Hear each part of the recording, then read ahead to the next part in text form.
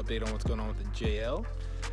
Last video I had shows a little bit of burnouts, a little bit of smoke action, just kind of showing how quick the acceleration is with stock everything.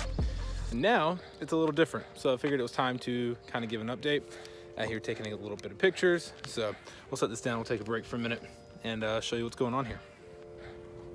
So as you can see, the Jeep has changed just a little bit. It's now on 40-inch tall tires on Dirty Life Dual Tech beadlocks. So I've got the street rings on now. Those are getting swapped out for the beadlock rings here soon.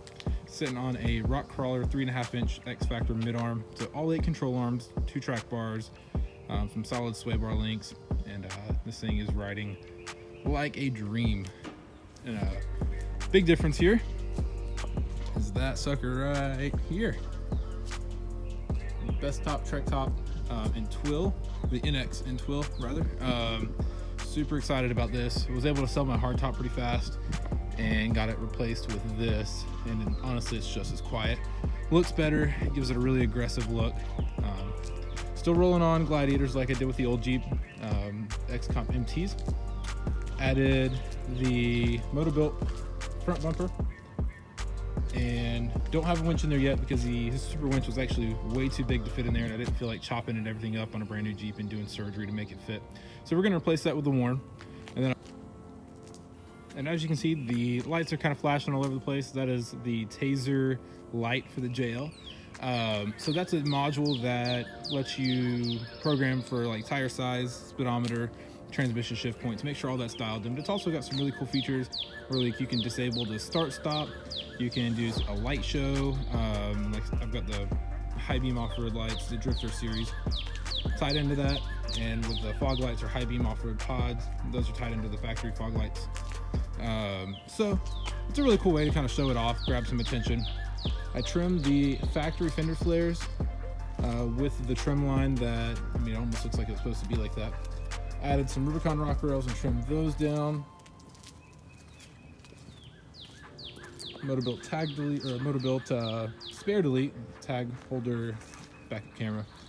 Motobuilt rear bumper, added a tow hitch because I recently moved to Savannah, Georgia, needed to pull a trailer. And this guy. It's the Power Tank 15-pound setup in the candy red with their high flow handle, which honestly on these 40s it airs up each tire in about 45 seconds without the monster valve, so I'm super happy with that. Other than that, it's still pretty stock inside. I haven't done anything to the interior. It's still cloth interior. The turbo is still doing great. Even on the 40s, I thought it would drastically change it and slow it down, but it honestly, I mean, it slowed down a little bit, but it's not anything that I thought it would be, especially coming from a 3.8 JK, because that thing was a nightmare, honestly, once you put big tires on it. This thing still kicks ass and still runs and does great, and definitely can smoke the tires. I might do a video of that. Yeah, so just a couple small updates, and there'll be more to come. Definitely want to do some bigger axles, do something a little more aggressive. Want to get a tire carrier on it, and finally run my spare that's been sitting in storage for a while. And eventually I'd like to do fenders, half doors, stuff like that, and see if we can get a little bit interesting on this. I would like to try to do some stuff that hasn't been done yet, and we'll talk about that later. But very excited, and catch you guys later.